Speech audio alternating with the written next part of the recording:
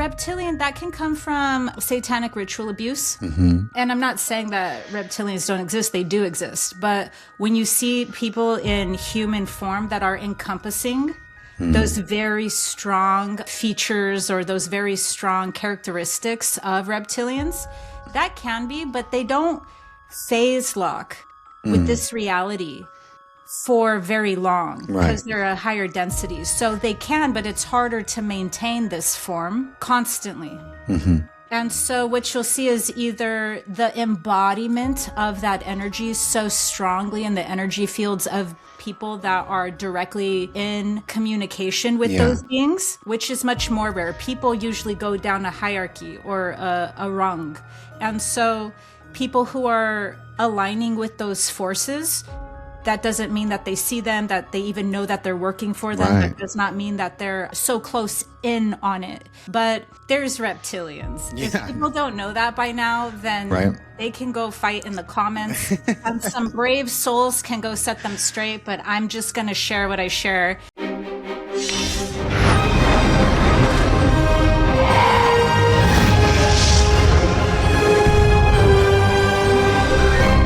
Yeah, thanks. So thank you so much for taking some time to come on my podcast. We're all big fans of yours and your pages and your work.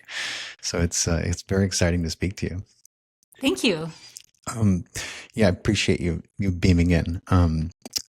God, I was like trying to figure out the best place to start. So many incredible topics that we could get into, and we could probably talk for days, but I thought a great place to begin, because there's been a lot of controversy lately with scientists up and disappearing or in very strange circumstances, a lot of talk about breakthroughs coming to the forefront. And I often am interested in researching and learning about plasma and how much it kind of makes up the universe, stars and space and the sun.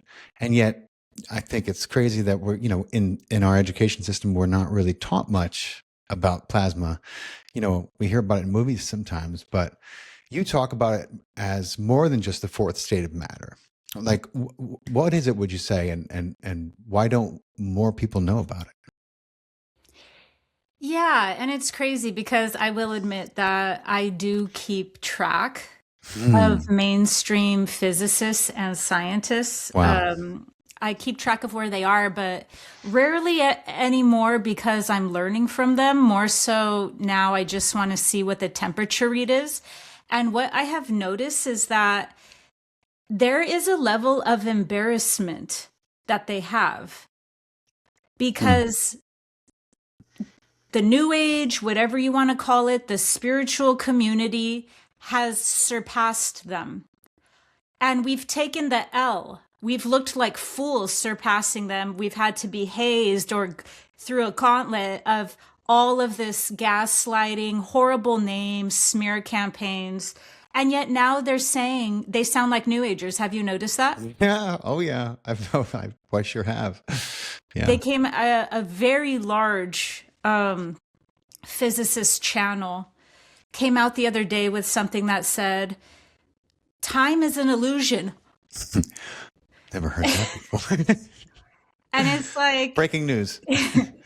It's like y'all holding yourselves back at this point, but you're not holding anyone else back. So plasma is very much now one of those large topics that's going, oh, could plasma be dark matter? Could plasma? And it's like time is an illusion. It's like, all right, are y'all just going to gaslight us like you thought that up? Because people have been saying that forever. In esoterica, plasma is known as the spiritual substrate of matter.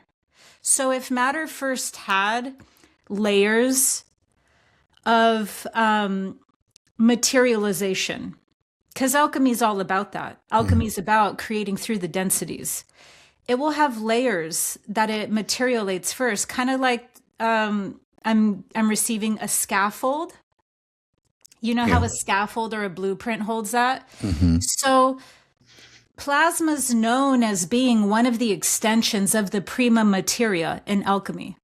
So if we had to give plasma a higher element, I just got back from my alchemy retreat, so I'm sorry if I'm talking over No, I people's love heads. it. No, Yeah, I'm please. trying to like start from a basic, not for you, but maybe just for the audience. I'm trying to start from like a basic beginner's mindset and not talk over people's heads. But there's always to every element that we perceive, like fire's an element, air is an element, earth's an element, water's an element, wood is an element. Metal also is one that's kind of like controversial. But anyways, these elements have a higher power, let's call it that. So they take a more physical, tangible, isolated form. And so then we can like touch fire and we can use fire, and we all have our own inner fire on multiple levels. One of the most basic forms of the physical body's fire would be our digestive fires. So we all have these different elements. And alchemy is the spiritual science of that. And so plasma would have a higher, it corresponds to the higher version of water. I'm going to start there. And I hope for those who are listening, if you're taking notes, water has different forms. So Different by the states, time we're talking about the like existential waters, it's not the kind that you're drinking and right? you're No, looking it's at. not. It's Yeah. So plasma corresponds to the waters that create through a level, deeper and deeper levels of density. And so plasma is that spiritual substrate that belongs to these alchemical waters. It makes a lot of sense to me. I'm hoping that the audience is, much of my audience will be with that understanding. Okay. And I could go on, but, like lead me. Like they follow me. I have a big old water crystal tattoo on my chest. I'm kind of like I often go to conferences and events and I end up looking at my tattoos in a slideshow.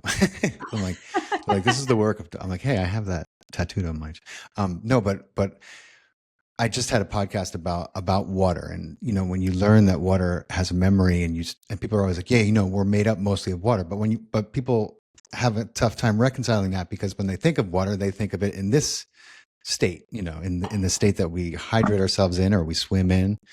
But of course, it has many different phases, and our bodies, while you can say that they're made up mostly of water, we're talking about essentially plasma, aren't we? Like much more than, I think it's scientifically more accurate to say that we're made up of plasma more than we are of water, although I don't think that is very commonly said. What would you say to that? Yeah.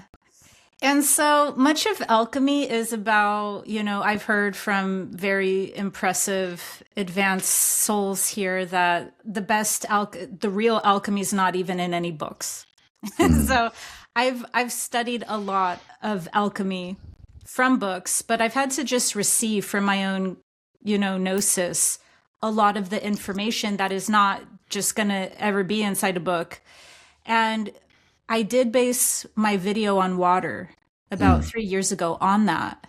And it's only been more true. You have like beautiful, beautiful advanced souls like Veda Austin that is now making this far more tangible, digestible, understandable from her own research and things. I didn't have that research. I just kind of was saying these things, and now they're all being confirmed. So if you get a chance, or if your audience gets a chance to watch my water video, it specifically talks about its correspondence to what in alchemy is known as the prima materia, the prime material. And when the prime material chooses to begin that process of materialization, it does that through plasma. It has to, I believe. Yeah.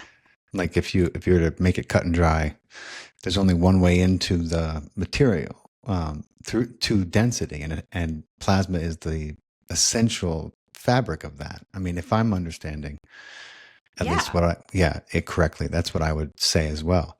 And then it's interesting, and of course very conspiratorial. You get into people who say, "Oh, I saw Jeffrey Epstein turn into a lizard or a reptile just for a second," and there's people with different experiences and like saying like they saw this person shift the way that they look, and I think that's because why those reports I don't think can be completely discounted is because there's first of all there's so many of them, and also I think that we are even our bodies are in many ways this material which can shift from an internal place, from the place it came from. And anyway, I just thought like I hear people talk about that a lot, and I'm like I don't think they've quite tied the two together. How can there be this shift that happens in appearance or in places? And it's because I think plasma is at play. It's just my theory. There's a few reasons why that happens. First of all, there's reptilians. Yeah. If people don't know that by now, then they can go fight in the comments. And some brave souls can go set them straight, but I'm just going to share what I share and people can catch up. The same with time was an illusion. I was just like, oh my God, like it's almost like scary when you're like, wait, who's leading this ship? Who like when you know more than the people who like claim to be experts. And 2026, by the way, before I get into reptiles, 2026 is all the year of dismantling this false facade of what an expert is. Now we know for sure, many of us already knew, but now we know for sure that if you went to school and you got very high credentials, that doesn't really mean much at the end of the day. You could be a very sick person with a very different interior psychology. Absolutely. So, not saying everyone is though. I love you guys. I love my PhDs. I'm just saying I don't care. So the reptilian, that can come from satanic ritual abuse. Mm-hmm. So, and indeed, that's where it was. That in the instances it was reported involving him, it wasn't those instances of ritualistic satanic abuse. Yeah, because, and I'm not saying that reptilians don't exist, they do exist. But when you see people in human form that are encompassing those very strong features or those very strong characteristics of reptilians, that can be, but they don't phase lock with this reality for very long because they're a higher density. So they can, but it's harder to maintain this form constantly. And so what you'll see is either the embodiment of that energy so strongly in the energy fields of people that are directly receiving information or directly in communication with those beings, which is much more rare. People usually go down a hierarchy or a rung.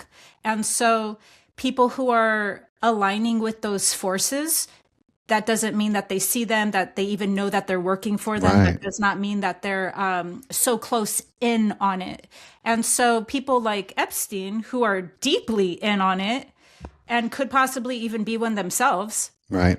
If not, then if he was not one, then he was just, so deeply embodying that energy that you can see that in a person's field. No different how you'll see people. If we need to bring this down to a realistic place, then I'll say this. People believe in auras, right? Okay, well, don't you see angels inside some people's auras? It would be the same if a person's highly embodied the reptilian, the negative reptilian energies, then it would be just the same. And so with that, the more like what I've noticed is being circulated in the conscious communities more so. I love enhancing where there's the least known or the most obscure parts. And so I'll go there. It's not like a one or the other. Like usually people who are satanically ritually abused, you will also see do that like MK Ultra type of energies as well, and they're human.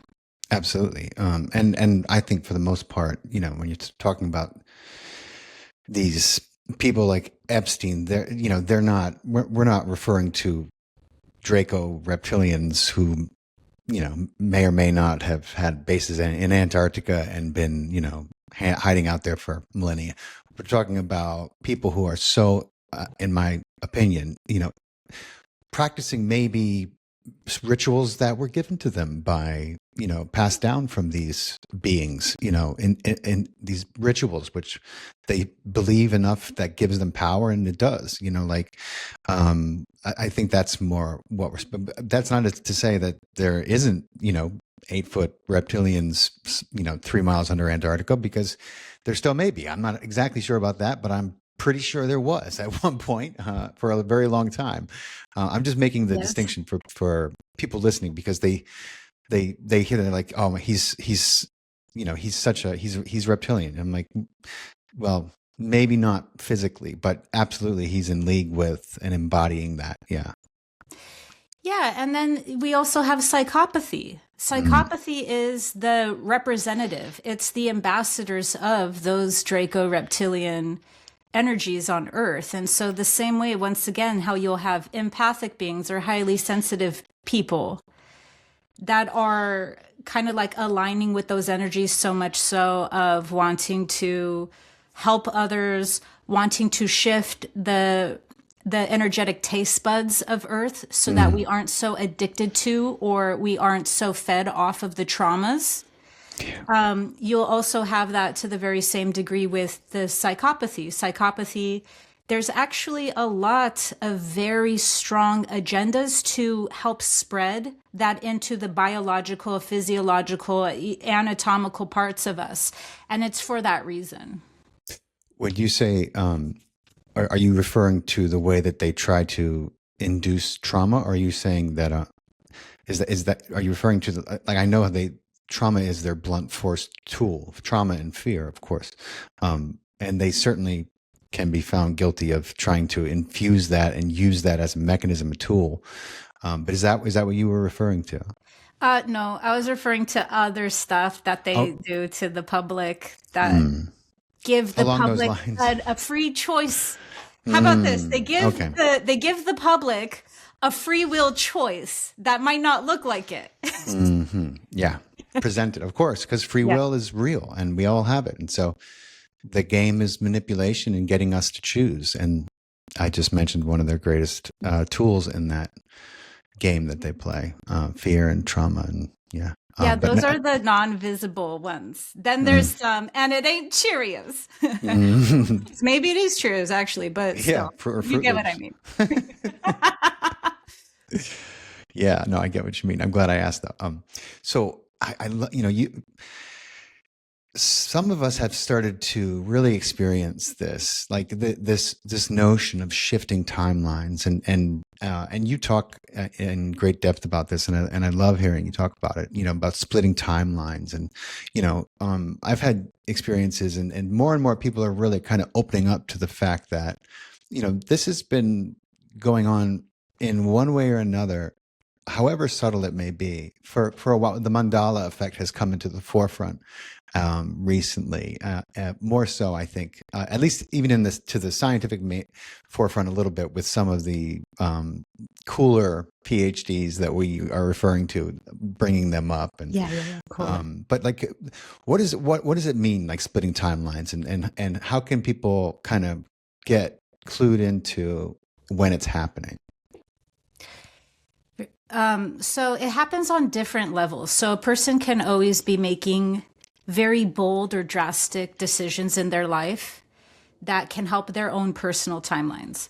When it comes to more collective timelines, this is where you'll see like realms so out of resonance that it could be considered a hell realm that's coexisting within the same arena as heaven realms. And so these are different timelines that are so different in frequency, completely different in frequency, but that are coexisting within the same arena. Yeah. That can only take place for so long. Mm-hmm. Now, when it can only take place for so long, it's like, who made that up? Because I love questioning the questions. We do too, yes. Yeah. So who made that up? Well, that's what I think resets are about. I think resets are when there's only so much of the frequency extremes or frequency polarities that can exist until there would be something that would look like to us like a reset. But so how do we notice when they're shifting? I feel like the more energetically sensitive or intuitive people get, they can start understanding the subtle shifts. And so I actually think they're happening a lot. It's just like how drastic. For instance, the spiritual and conscious community are very aware of timeline splits when, just like how we look at like the moon being full, or the way that we care significantly about larger markers of time. Yeah. That's how we view it in the conscious or spiritual community when it comes to CERN. When CERN's opening a portal, then we're usually more tuned in. But it's happening even more than that. It's just those are those larger markers when we go, oh, okay. Certain dates, certain events, we're like, oh, it's an opportunity. Yeah, like Lionsgate comes to mind. Yeah, so Lionsgate would be like a positive form of that, or it actually just depends on which circles you run in spirituality. But I'll say that it's just like a positive gate or portal. It's the same for like if we hear CERN's doing another thing or whatever. Yeah, so we like, tend great. to always, yeah.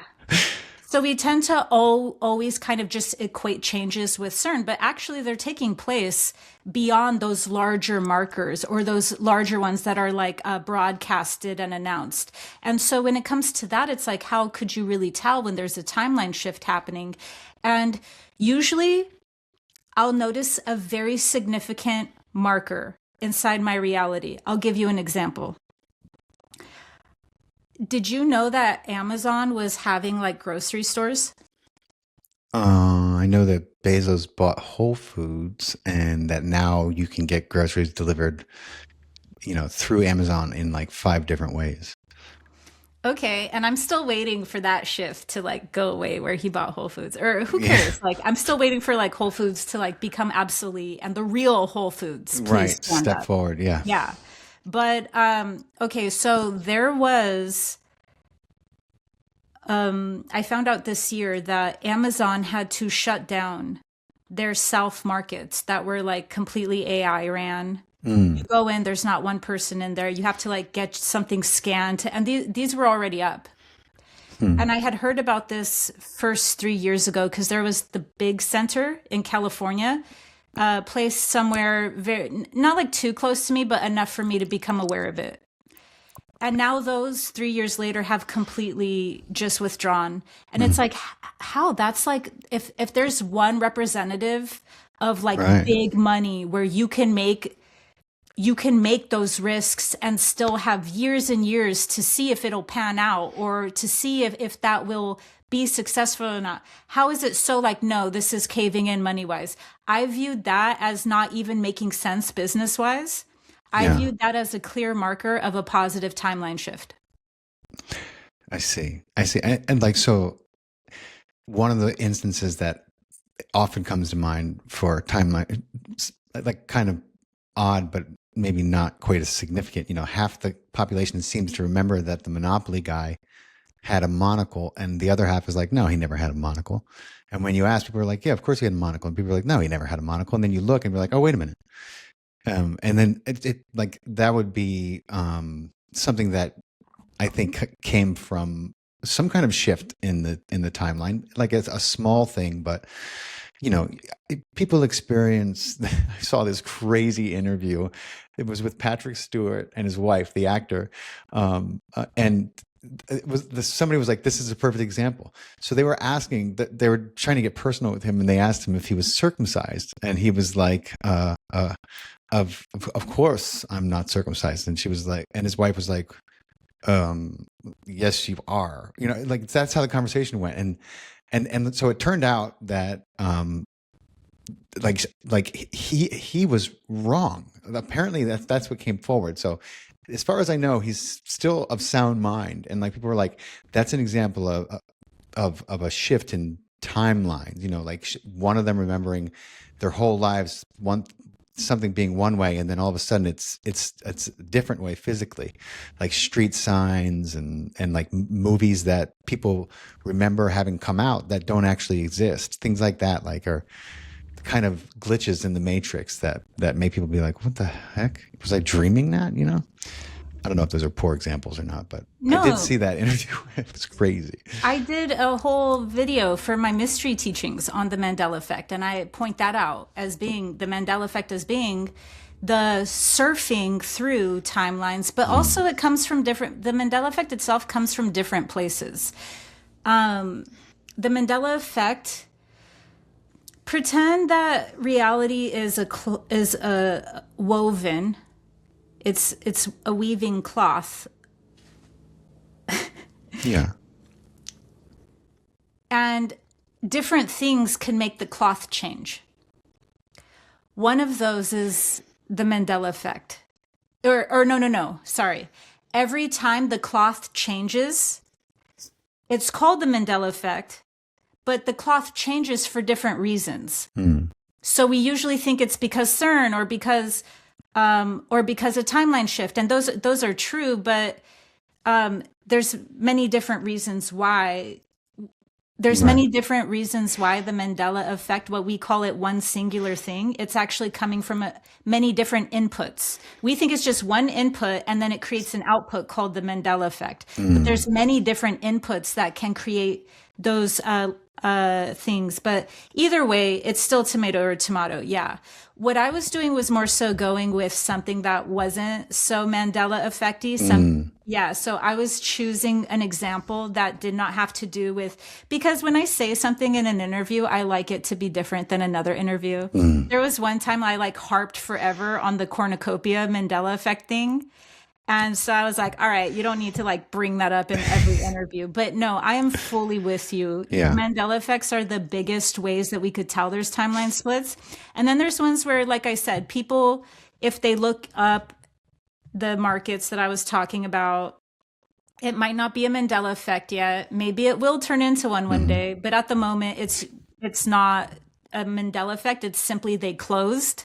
And they closed because that timeline was inverted, where AI was becoming stronger and stronger and stronger a part of the timeline I was on. Yeah, and I'm actually working on a documentary. We just started work on it. I'm part of an incredible community. I'm a student of Dr. Joe Dispenza's, and there's been some absolutely mind-blowing phenomenon that has happened with some of his students who took up these meditation techniques and completely shifted timelines from, stage 4, terminal, inoperable, untreatable pancreatic tumors to 6 months later, PET scan shows no sign of any tumor or any cancer. Now that is a incredible shift, into a different timeline. If you want something like that is absolutely tangible, 6 months before that, the scans showed all this stuff, and 6 months after that, as this person spent time every day tuning into and embodying that reality, it became his reality. So it's like there's so much to this conversation in this part. We could spend hours just talking about this because it can be applied to so much. But I just wanted to also mention that, that's another effect of that's a shifting timeline if there ever was one, right? Oh, for sure. Absolutely.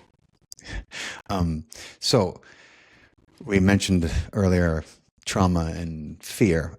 And I think one of the clearest examples of kind of fear and chaos that's tied to descending timelines is the disclosure of the Epstein network that many of us have been like, hello, this is real, this exists for many years. And people are like, no, conspiracy theorists, they don't know what they're talking about. Can you explain the revelation of the method, like what's actually being revealed and why? Yeah, so revelation of the method has a masculine and a feminine form. Revelation of the method would be the feminine form. It's what's going on where we aren't taking direct actions, which is why I'm calling it the yin form. It's where it's being done to us and we have no idea that we are subconsciously lending our energy as a eternal creator being. We have no idea that revelation of the method is grooming, programming our body, mind, spirit into specific versions of reality. I love this one thing. It was, I heard that Einstein was slow. Go fig. That when he was learning about time as in elementary school, other people just accepted whatever the teacher was saying and moved on with their life. And he didn't ever understand something. And so therefore he was slow because he was going into something deeper. And that's so funny because that tells you so much right there. Oh, yeah. If you stop for a space, if you take a space in between things, and if you question, that alone can create genius. Yes. Because what we're used to doing is just being conditioned to believe authority.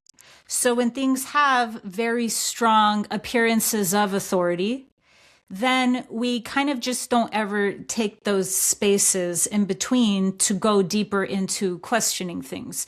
And that's where revelation of the method thrives the best. It will become more aggressive if we don't, bend to its will right away. But the first layer of it is where we get the place of what is being revealed. The powers that were have to show, the powers that were have to reveal to us what they are doing. Because they know that there's free will, even if we're still fighting about if there's free will or not, which is just literally huge military budgets, by the way. There's huge military budgets behind this.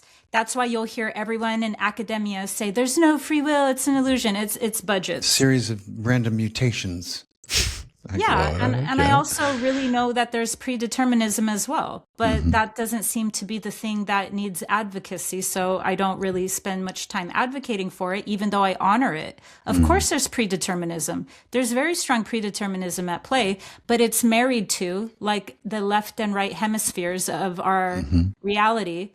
It's married, it's in unity. So even predeterminism is not oppressing or fighting or denying the fact that there is free will. So all of that to say that revelation of the method is a way for people to have their, is for the powers that were to give us the free will and tell us what they are doing for two reasons. One, they know that if they're telling us about an event and that if they're saying this is how we're going to do it, this is the things and that they are honoring the higher laws of the universe and the higher laws of this reality. They are honoring it by this very small kind of like fraction of a way where this universe is a free will zone. So if you enter this universe, even at the highest level, it knows that there's free will here. So because this is a free will universe and at the highest level, it knows that you're God. It really knows that you're God and that you come into these things and it will honor you at the highest spiritual sovereignty. That one, it is now honoring the highest universal law by giving you the free will option of knowing that they're a part of it, they're doing this, they're blah, blah, blah, blah, blah. And then the second layer is because it helps them co-create the timeline that they want to create when they are telling you those things. Because if you're not aware of it, they're programming you to now use your energy, your precious attention and focus subconsciously on these things. And so it's a way of taking our power while making us feel powerless at the same time. There's a gaslighting effect that goes on. However, when we know about this, we now have the choice to create what we do want to. And what I noticed, I made a video recently about, was that some people became aware of revelation of the method, which is good for the first step, but then shared it in a very defeating tone. And that's where the second step is completely wrong. I would never share occult knowledge or esoteric knowledge to go, and that's why we're doomed. Right. Right. We're screwed.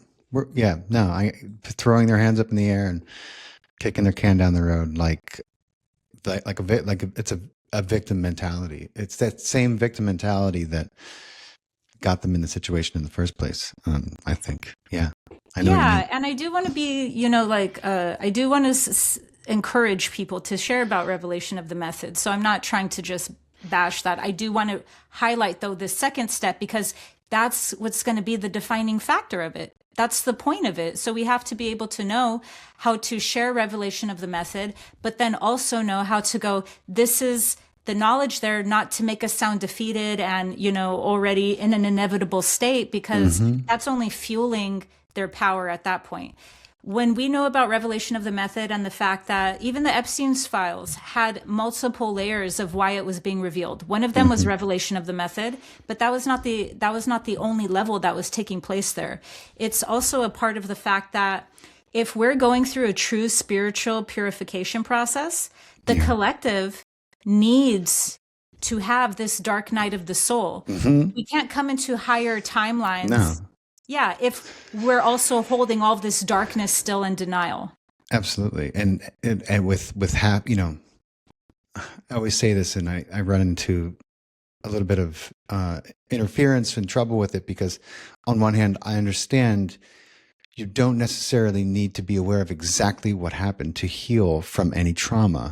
But at the same time, you do need to be aware that there has been trauma, or else you're walking around completely oblivious, unaware of why you are the way you are, acting the way you do, and why these situations keep repeating in your life. And so, because I love bringing information to people that I believe, and if we're going to change as a society, then they have to be aware of what actually has been happening. Because, if you think that everything is going cool and there's no problem with your engine, then why would you stop to get a tune-up? Why would you want to fix it? So there's like that. I'm always, because I've taken a very spiritual path and I understand these things, and yet at the same time, people are like, wow, man, I watch your videos and I'm like shocked and kind of appalled, but I'm glad I watched them, and I understand what you're doing. And I'm like, thank you. I was like, some people just tell me they're shocked and appalled and I should stop, and I'm like, I'm not trying to contribute to that. I'm trying to raise awareness of it so that people realize that we collectively need to change. Just as the individual goes through healing, we as a society have to become aware of what's been really going on, and that way we can heal and change. So I think that goes with what you're saying as well. Absolutely. 1,000. Okay. There's so many, like you said, there's so many reasons. I want to go back to something you mentioned that I forgot to ask you. You mentioned the word reset when we were talking about timelines. Like that word has been, thrown about since 2020 a lot, and it's gotten a bad rap because, of course, the WEF adopted it in their slogan, the Great Reset, and then every politician and pundit was like, "Oh yeah, bring back better" and all that jazz. But when you said reset, do you mean are we talking about okay, let's go back to the younger dryad 12,500 years ago? Clearly we see there was a literal physical reset that happened, and we can't even really explain it. We know that basically everything went underground every night. But that wasn't the kind of reset you were necessarily talking about, was it? No, that's what I was. Oh, it was. Okay. Okay. Well, that's a part of it. Yeah. It wasn't the whole thing. You dialed me into that age where there was a reset. But yeah, that's a part of there. So the idea of a reset, which is really fun because I'm going to eventually do a video on this, but there's so many layers to it. So the layer that we can talk about it regarding the point that I was making was that, have you ever heard of the book? Oh, wow. I can't remember the book now. Forbidden Archaeology. Yeah, I have it right here. No way. Hold on.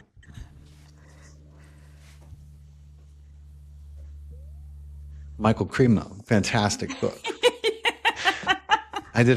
He's such an awesome cat. I could have talked, I got to have him back on. Michael Cremo, who wrote that book. He was way ahead of Graham Hancock. Yeah. Yeah, no, it's a great book. Awesome. Okay. So yeah, that was a great visual Yeah. to show the audience of what It I'm was too saying. close not for me to just pick up and grab, you know? Yeah, so there's tampering to a specific degree, but also within like the organic matrix, or by matrix, I mean like this universe. There's organic and synthetic layers. What I mean by synthetic are when they're engineered. So when something's synthetic, it means that it was meant to look organic. It was meant to replicate what happens organically. But also, I do just want to take a pause there before I go any further with this talk about organic and synthetic, and say that when you are at such a low level of density like we are, where we're so physical, probably one of the curriculums that we're meant to learn here is organic and synthetic. So I just want to take that like nuanced approach before now we hop back on what I'm saying as organic and synthetic.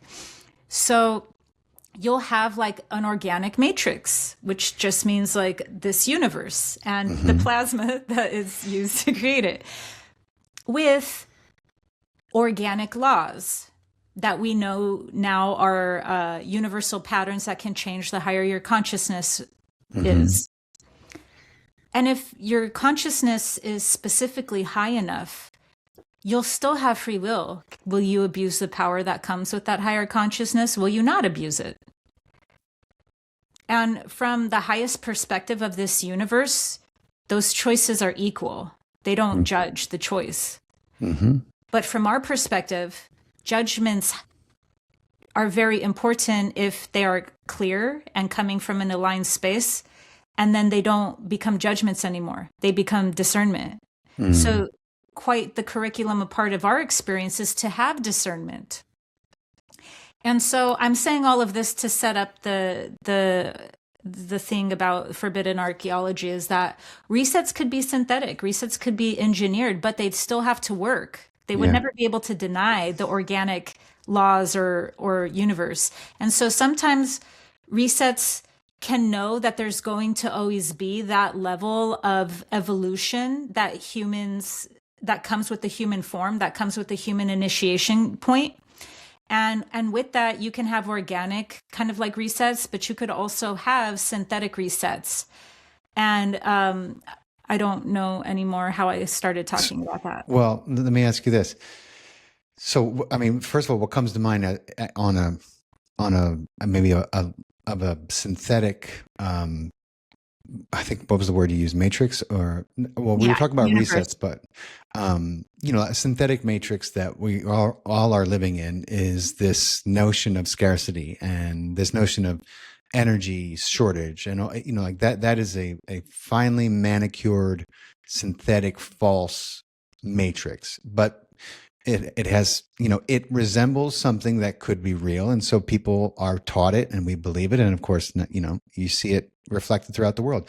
I believe we live in an absolute abundant, that this Garden of Eden that we were born in has everything anyone could want. Heaven is right here, except that people are so invested and taught and in the belief that there's not enough. And so what they see more resembles what the Christians call hell, but that's with what you were saying, that was kind of where my thought went. Like that's this belief system of scarcity and a wrathful God, that's a synthetic matrix but does that fall into that category, or like, Perfect. Okay, Perfect. just making sure that I understand it, and then what you were referring to, and my question was, do you think that something like the dinosaur killer, the asteroid, let's say, I'm of the mind that there is no coincidences, not anymore for me. People see that as the thing that paved the way for life on Earth for the mammals. And then of course there are people who believe dinosaurs were completely made up. But we don't need to get into that. But my question is, would that be a synthetic reset or an organic reset? So time is or timelines are so malleable that there could have been timelines for both. Yeah. When I tune in, okay, so I'm really into ontology. That's where I teach from. I teach from ontology. And yet... You better remind everyone what ontology means, just in case. Yeah. So I teach what is reality.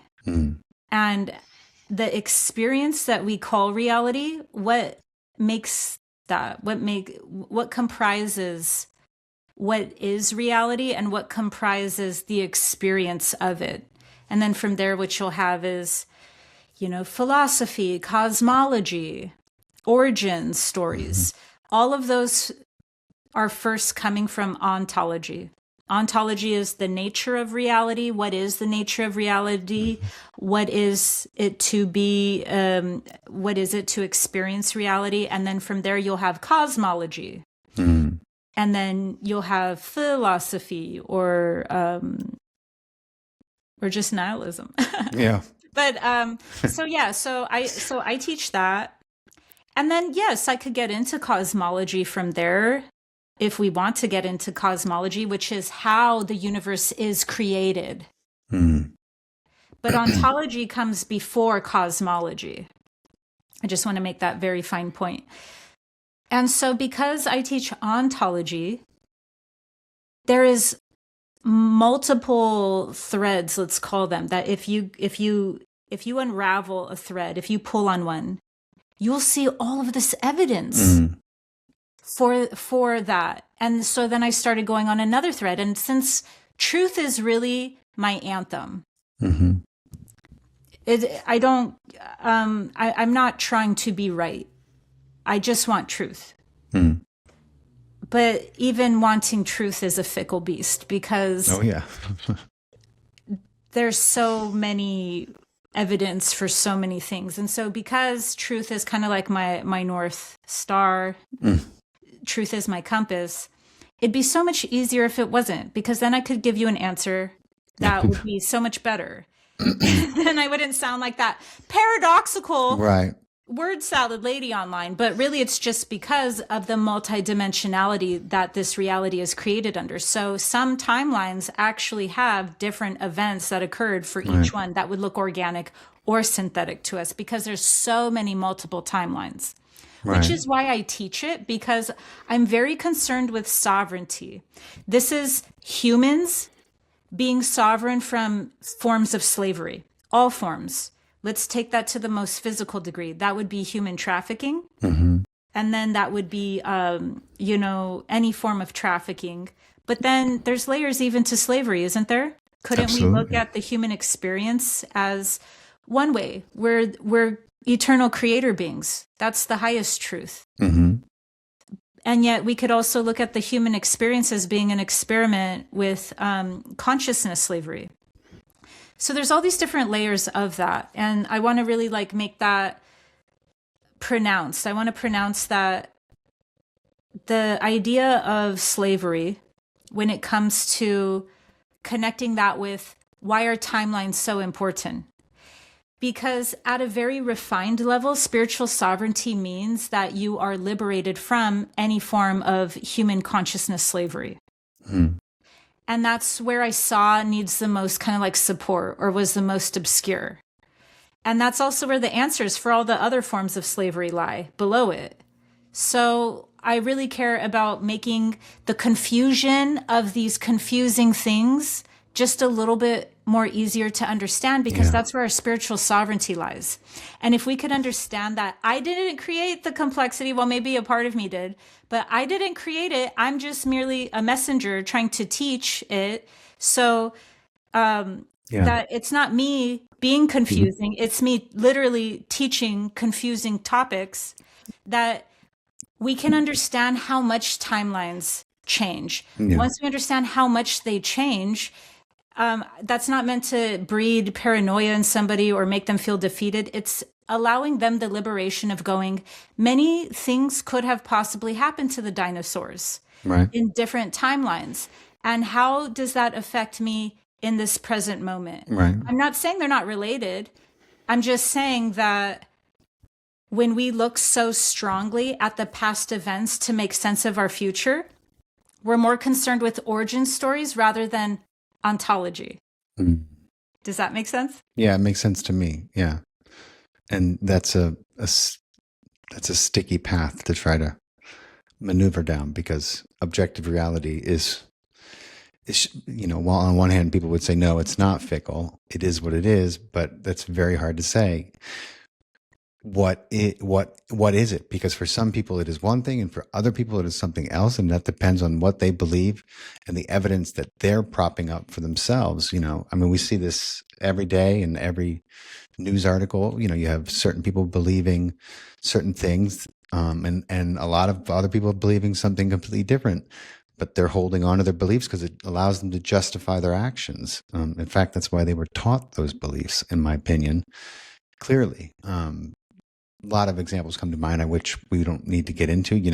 We were just talking about two different planes of existence, one being more akin to heaven, one, makes me think of the West Bank and the beach that is like a few miles from it. So you have, Israelis on the beach, meanwhile, Palestinians living in an abject hellscape, starving and with nowhere to even sleep.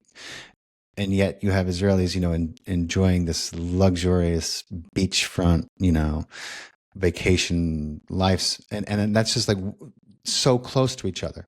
And again, like you said, those things can't exist even in that physical plane, I think, for a long, because they're too out of resonance. I think that's what you were saying, right? They're too different to maintain such proximity. Isn't that the way it works? So objective reality is larger than one timeline. Right. And so because of that, objective reality would encompass a lot of subjective realities, and subjective realities would encompass a lot of objectivity. The reason I'm saying that is because when I brought up forbidden archaeology, it was actually to show that even objective reality has these different things going on that prove there's a subjectiveness to it. Yeah, they do. You're right. Yeah. So yeah, and then the chasm between like different timelines, one of complete disparage versus one of non. Yeah. If we take that now, and I think what you were trying to do was apply that to the human, to our example of like hell realms and heaven realms, or just like different realms that can coexist here. And then how does that exist, and how long does that exist? When I talk about a timeline splits, you and I already know they're already happening. So why is it called this bifurcation? Why is it called a timeline split where it's even presented as two options or a dichotomy? When we know that timeline splits are far more intricate. We know that there's far more timelines than just two. And that's because those who are talking about it, whether they know it or not, it's because we're talking about it at the highest level of a choice between consciousness and unconsciousness. Right. And so when I talk about a timeline split, I'm talking about it from that level. I mean, sure, I'll make other videos that talk about like how to help your personal timelines, but I'm talking about it from how can these forces of those who are becoming so much more conscious, increasing their frequency so much more, continue to coexist in the same arena as those that are choosing unconsciousness so much more and so much more and so much more, which would just be more suffering, more separation. The unconscious can be summed up as one way that my guides very much do not want me to change the wording for. And that is, if you play stupid games, you will win stupid prizes. I love that. You can say that again. My God, there should be billboards with that. Yeah. And so from that perspective, it's one of literally seeing all these many different realms that are occupying the same arena, and then energetically feeding the most into consciousness, in our case, the most into consciousness. Consciousness, as we know already, you established, is not just about the most beautiful things. It's also about exposing those things that are of the most separate, the most horrible. But all of that is still contained in consciousness. And so when you have such an increase in that, not only are you going to see an increase in the Mandela effects, because those are the different timelines we're surfing through, but you're also going to see almost like a peak point, the bifurcation, which some will look like a reset. So, Yeah. And now I don't even know what part of the reset we're talking about, because that's going to be experienced differently. Some people will call it like the Kali Yuga, for instance, even though I don't really harp on the yugas, because I have a very strong knowing that this whole universe is going to be wrapping itself up. So why talk about the yugas? But let's just talk about it from the level of the yugas right now, since so many people are already familiar with the yuga cycles and that we are transitioning from the Kali Yuga to the Dwapara Yuga. Many people resonate with that level of reality. So I'll just talk about the reset from that level of reality. There's always some sort of large finale peak point in between yugas. Sorry, my camera keeps, because I keep moving my hands, my camera keeps doing the zoom in, zoom out. Sorry. I won't use my hands as much. So in between yugas is when you have like these finale points that can also be looked at as cosmic resets as well. Whether, we could get into a whole different argument about, are those synthetic or organic, but let's just treat them as though they're organic. That organically, human consciousness changes to such a severe degree at the end or beginning of a yuga cycle, of a time period, that calls forth a lot of the things that now look like a bifurcation. Does that make sense? I think so. Yeah. I mean, it makes me think of the Younger Dryad again, like when we seemingly started over, in many ways, kind of coming out of the ground. I don't know if I'm taking you too literally or not, but I think I know. Does that make sense what I said? Like, am I understanding a little bit on some level? I no, you're right. Because, okay, so even though I still feel like at that time period we were in the 3D, and usually yugas, when they break up time periods, we're in different densities. Oh, okay. So we have different physical bodies or different levels of physicality. And so that's why I've been wondering each time whether I should tie in that or go for like a larger form of reset. But no, yeah, that's still because when you're in a different when you're in a different stage of consciousness, and there's a lot of arguments there, but I will go ahead and argue that they were in a more advanced level of consciousness than we are now when that reset happened. Right. They were in a more advanced form of consciousness than the human consciousness now. Yeah. And so, wow, I didn't even think of it until now. This is kind of like a Gnostic theme of what causes the reset. Even though I've never heard anybody talk about it as a Gnostic theme. I'm now viewing the reset as a Gnostic thing, because you see now a bunch of times where it was like, wow, we were advancing. So of course they had to reset us, which very much reminds me of, Gnosticism. But anyways, so in different forms of physicality, there can still be resets too. Yeah. So once again, it's one of those things. What level of reality are we addressing it through? and it can be applied to so many. But yeah, was that your question? Could you say your question? I mean,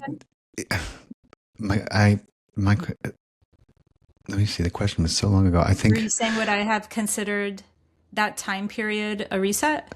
Yeah, and I think you did answer me. It wasn't exactly what you were referring to, but it does constitute as one. But it's in a, I think it, like you said, it can be applied to so many facets of reality. You were speaking of if I understood correctly, now that you clarified, you were speaking of, and I think that does apply, like you said, because I think we were of a more advanced consciousness when that happened, but yet as we emerged from it, I think we kind of started over. But you were talking about, there being a difference in both density and dimensionality, I guess, right?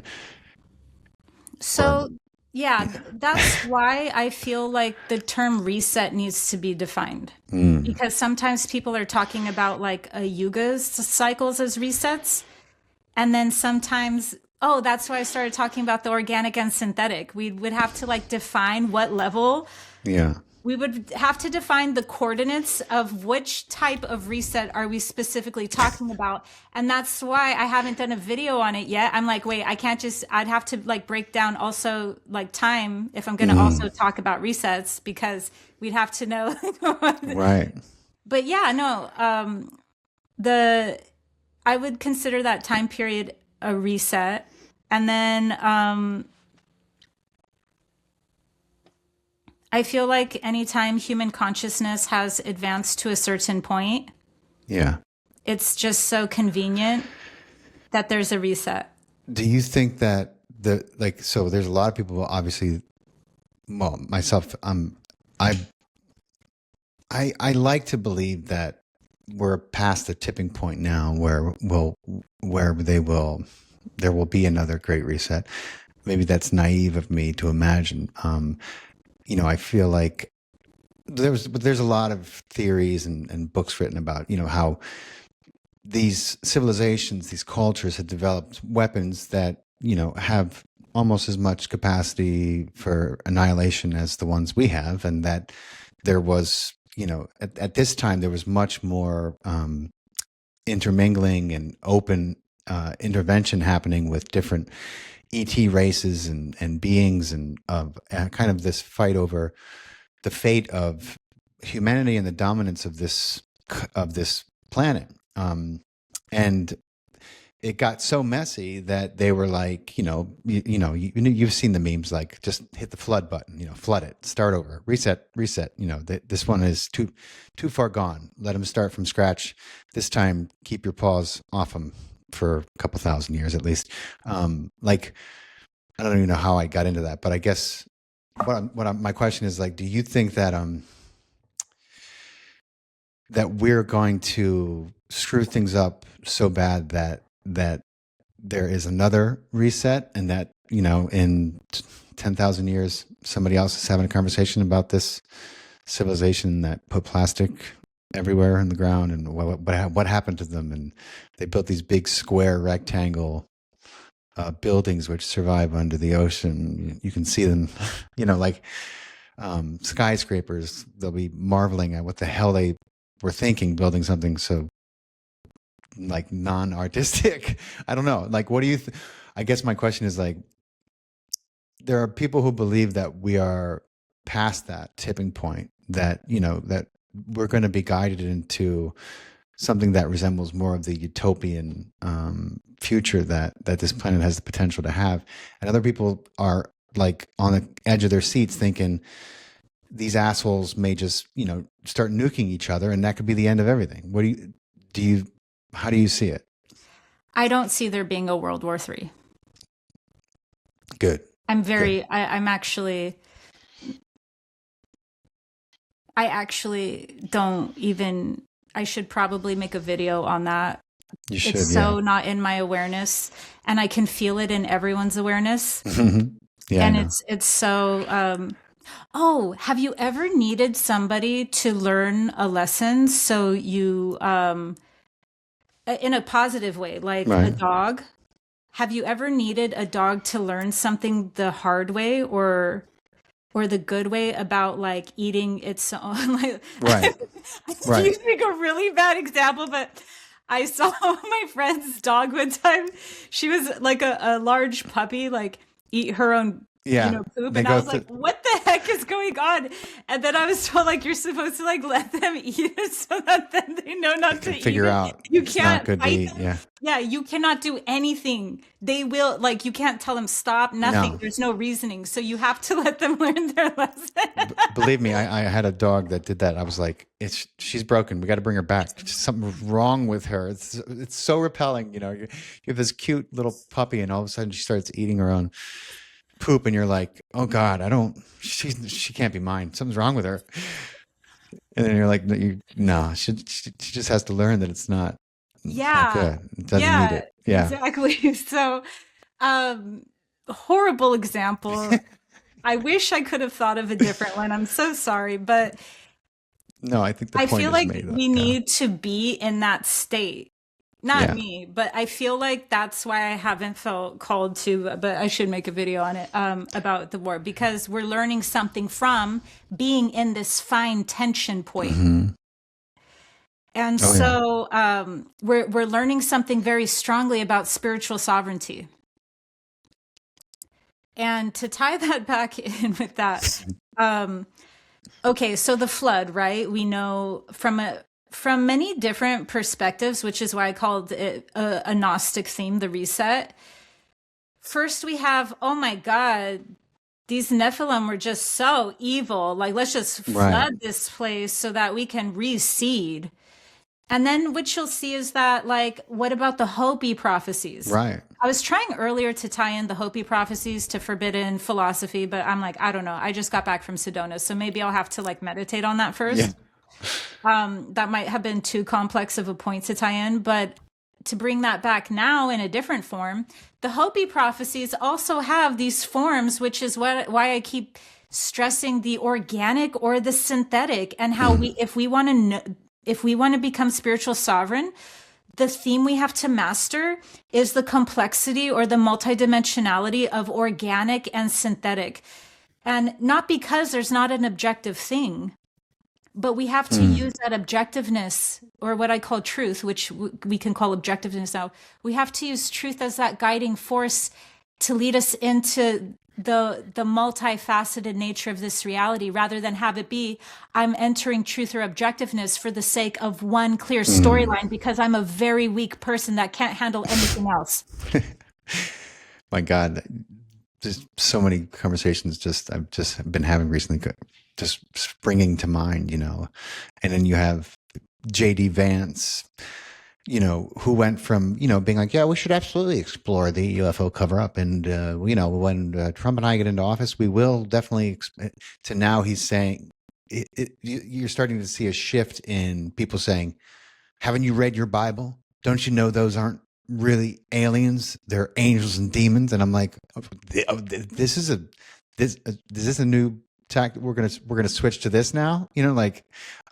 Because a year ago you were saying you were curious, and now you're shaming people for asking and telling them to read the Bible about the UFO phenomenon. And then, you have people who are insistent that ETs don't exist. All there is angels and demons. And I'm just like, don't you all understand that there's room for everything that you're talking about? Like, why does it have to be one or the other? What happened to nuance? What happened to the gray area in which all life exists on this planet? Everything is not black or white or one thing or the other. It's usually a little bit of fucking everything, if you ask me. Excuse my French. There goes my PG rating. Sorry about that. But what do you have to say about that? I don't have much to say. I'll just say there's evangelical secret societies as well. Yes, there is. Yeah. So there's a strong history there. Enough by saying that, but there really is. And then so also, along with not for you, but I just mean for the general collective, that thing highlighted earlier about games and prizes of the unconscious timeline, it would never surprise me, never in a million years, that a politician said something different a few years later. Obviously, yeah. Because that's the part of the lesson, the curriculum here. It's that those systems that look very opposite in front of the curtain are not behind the curtain. Well, no, don't get me wrong. There is internal clashing behind Right. the curtain. No, there are vying for different agendas behind the curtain, but I have very little anything for the concept of politician. It means Oh, as yeah. much as it means as much as when I saw my friend's puppy doing that one Right. thing. Right. No, yeah. No, believe me, I'm, people are like, did you watch the State of the Union? I'm like, no, man, I don't watch reality TV. It's all fake. Why would I watch a politician give a speech? Everything he's saying is BS. You know, it's like, I have better things to do. I'll hear about it, I'm sure, anyway. I don't got to watch it. My God. But, you know, I see a lot of strife on this planet that originates in the belief systems of particularly organized religion. And this, a lot of wars being fought, you know, and wars being synthetically generated and orchestrated, and this hate and fear of, you know, you have so much propaganda, which is designed, I think, to keep us divided and fighting amongst ourselves, and it gives them a reason to justify their actions, whether that be bombing or starving or whatever. But like, they're obviously, you can't say that any religion is all necessarily one thing, right?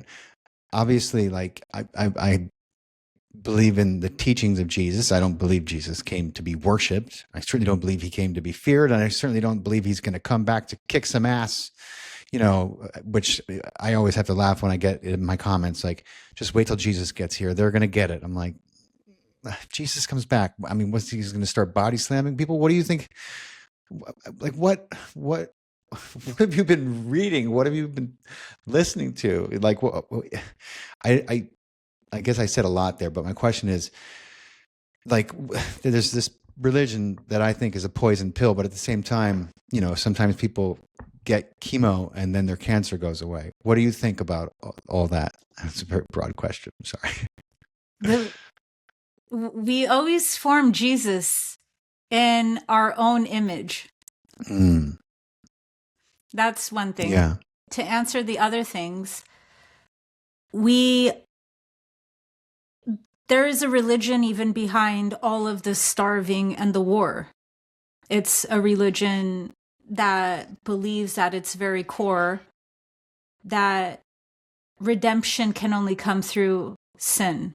Mm-hmm. So it's called redemption through sin. And so religion, in either one way or another way that looks completely opposite than it, is always behind, oh, okay, so what do I think of that? I think just the way that we form Jesus into the image of ourselves, we form our beliefs that lead to whatever religion we hold as the image of ourselves. Yeah. I mean, except for people who are raised in it and indoctrinated into it, it's usually tougher for them to, I mean, I guess that's part of what they signed up for, but yeah. And I'm just always blown away by that. No, go ahead. Well, a part of me is in quiet horror when I see women call God he. Yeah. Yeah. Because they had been conditioned and indoctrinated into something that their curriculum for being in the female form was forcing them to question. And so why I'm saying that is I still think it's forming our religion, our Jesus, our God in the image of ourselves, because at the end of the day, that is still showing you their conditioning. And if they're not that, we're projecting or romanticizing that there's something much bolder. And there's not. It's just a projection. So it's a potential. Right. We have a higher potential. We always have a higher potential for anything, because at the end of the day, the universe knows, like I said earlier, what we might not if we're in slower states of amnesia, but we're God eternal. We are God, or we are creator. we are God eternal.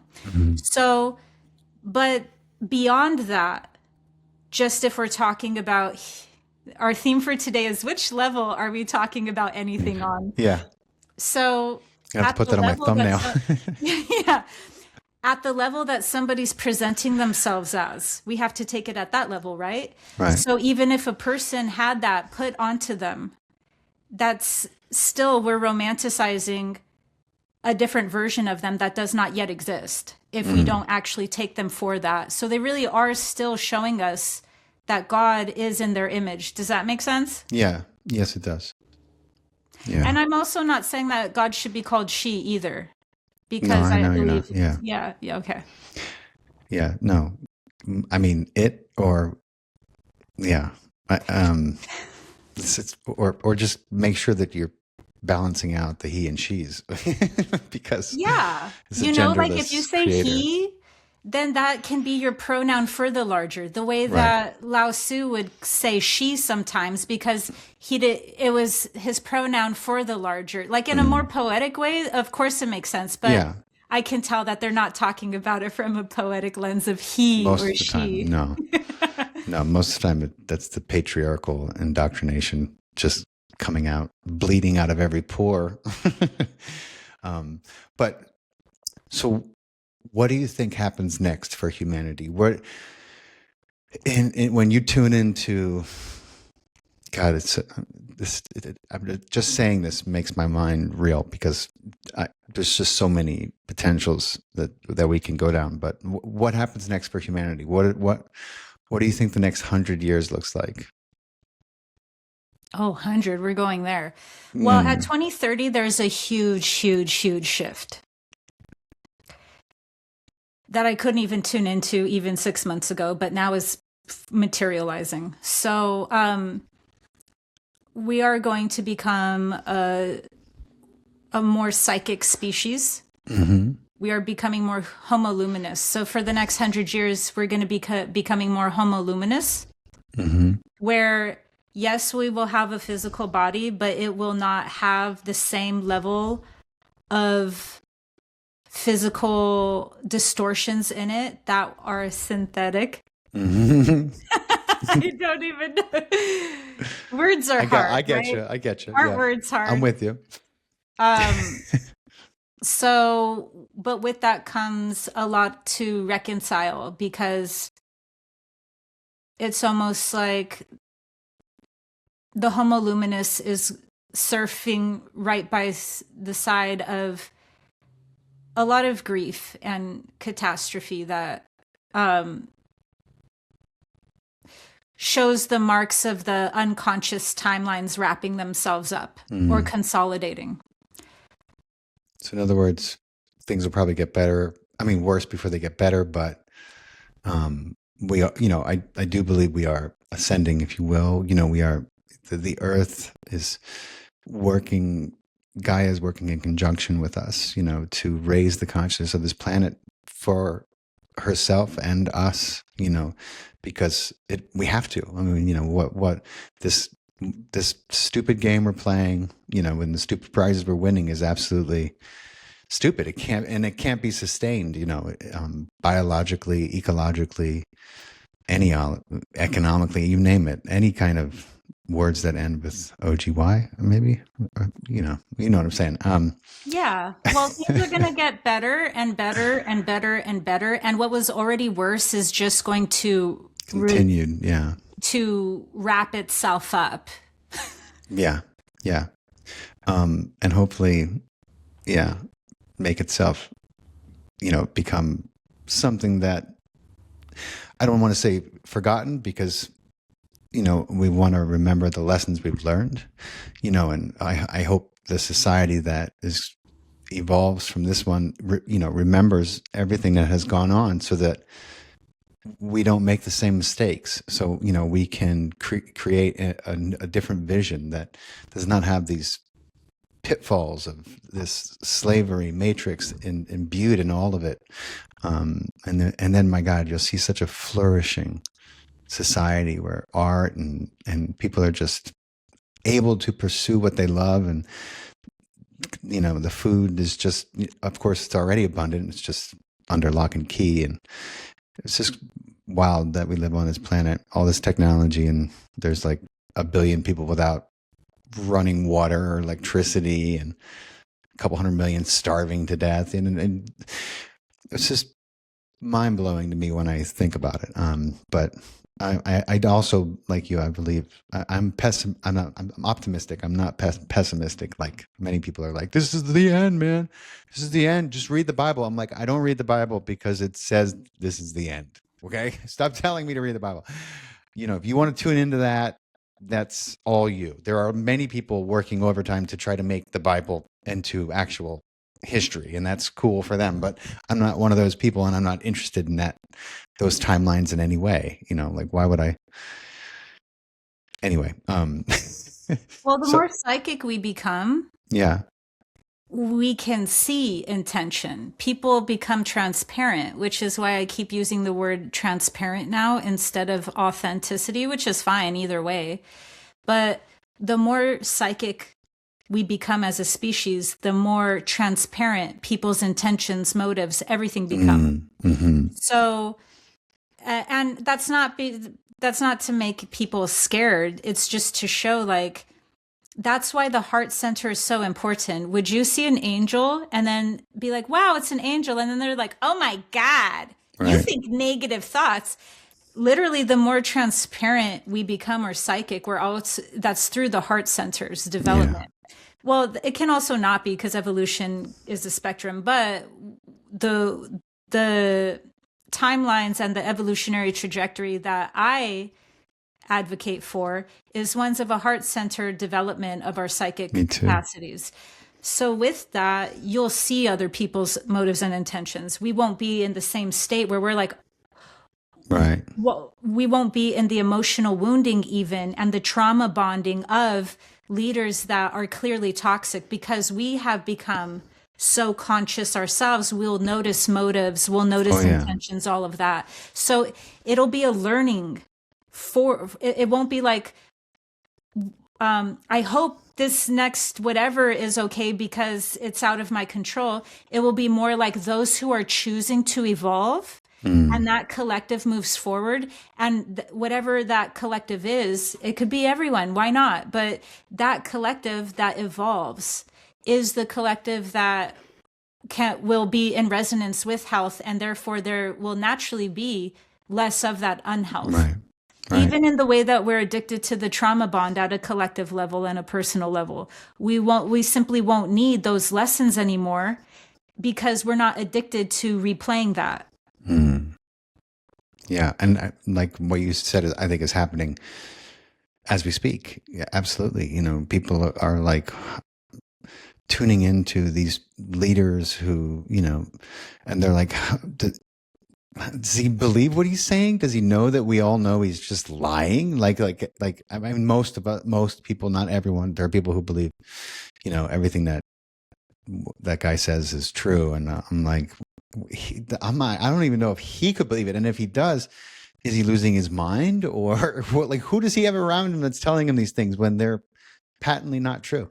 Anyway, like you said, politicians, we shouldn't even expect anything from them when it comes to lying, because that is like breathing for them. Anyway. It's like that puppy we talked about. Exactly. It's exactly like that puppy. One of these days, puppy's going to figure it out and stop eating that stuff. Maybe soon, hopefully soon. So I just want to, I thought a great way to finish, since we started with plasma, coming back to it, maybe just to, as we wrap up this conversation, which has been incredible, the idea of expanded connection. We've been talking about that as well. Like, how does plasma and this idea of an expanded awareness and consciousness, like, how do we tap into that as human beings? For people who are listening to this, who are interested and it resonates with them, but they're not quite sure where to go from there. How does plasma tie in with like the idea of expanded connection, and how do we tap into that if we want to? Oh, many different ways I can go with this. I'll go with this through plasma is highly correspondent to the element that we know as the fifth element, ether. Mm-hmm. So plasma knowledge, awareness, technology is going to also be very, like understood more in the next coming decade. And so with that, that becomes our kind of like I was talking about cloth earlier, but really it's a 0 point field. We're going to start using the 0 point field more. And how we're already using that, or how can we continue to or better use that, is I recently did on my mystery teachings series on Gaia an episode on telepathy. Nice. Yeah. But telepathy, how I share it, is the natural state of humans, if you will. It's a natural state of humans the same way that plasma is a part of the unified consciousness. So telepathy is kind of like just using, it's an upgrade, but it's also natural to humans to be telepathic. Yeah. It's natural for humans to be psychic. So how I choose to kind of like answer this question is that plasma being a part of the ether and us becoming more conscious is naturally going to have us have that reflected in upgrades to our body through plasma, through our mind and spirit, our body, mind, spirit. And so really, we're already embodying a lot more of this fifth element and the awareness of it into our reality, which we're seeing as what I said inside my 2026 predictions video as a dimensional shift. It's actually more energy. When people run, when people can handle upgrades through more energy, specifically plasma, that's going to create a dimensional shift. We already saw that, and we're going to continue to see that even more this year and moving forward. But yeah, all of that has to do with plasma, because plasma is at the base of that internally and externally, because the ether is internally and externally. We love to put things in one side of the coin or not, but actually it's a 0 point field, meaning it's all being contained in one. It's external for the sake of external. I'm not negating that. I'm not saying that's not true, but then you'll get to, wow, it's internal. Then you'll go, wow, I'm in it. Wow, it's in me. Wow, Yes. and that's a 0 point field. So plasma plays a huge role in that, because plasma is the ether, the 0 point field. So how we choose to use that, we can play with that internally by becoming more conscious, more psychic. Yes. But also there'll be external kind of like technologies that are going to be harnessed for that as well. So it's internally and externally going to be a massive shift.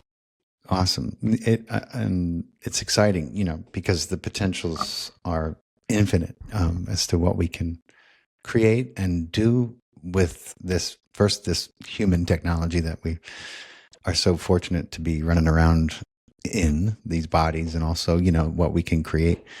So much there. But Sarah, this conversation has been, I've learned a lot. I'm hoping that we kept our audience with us. I'm pretty sure we did, and I am so grateful for your time. Can you tell everyone who may, like, where they can keep up with your work, check out your videos, your classes, everything that you're doing? Tell everyone where to find you. Sure. I just want to sign off first by saying I would hate if everything just made sense and was really straightforward, because it was easy. Right. So I enjoyed this very much. Thank you for all of these questions, and I loved all of the topics. You can find me at my website, thealchemist.community.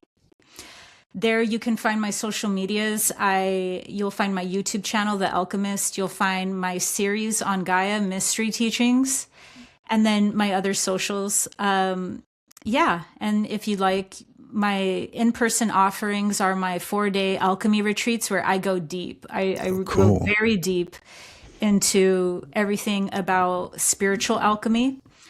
Or I'll be having some one-day events. Nice. come up. Are they virtual or are they in person? In person. Nice. Nice. And I'm also currently creating a course. Oh, cool. I was going to say you absolutely should. You have, yeah, I need to. There's a lot to teach and a lot to learn. But for everyone listening on Spotify and iTunes and all that, if you enjoyed this conversation, please drop us a couple stars and a review. We need them.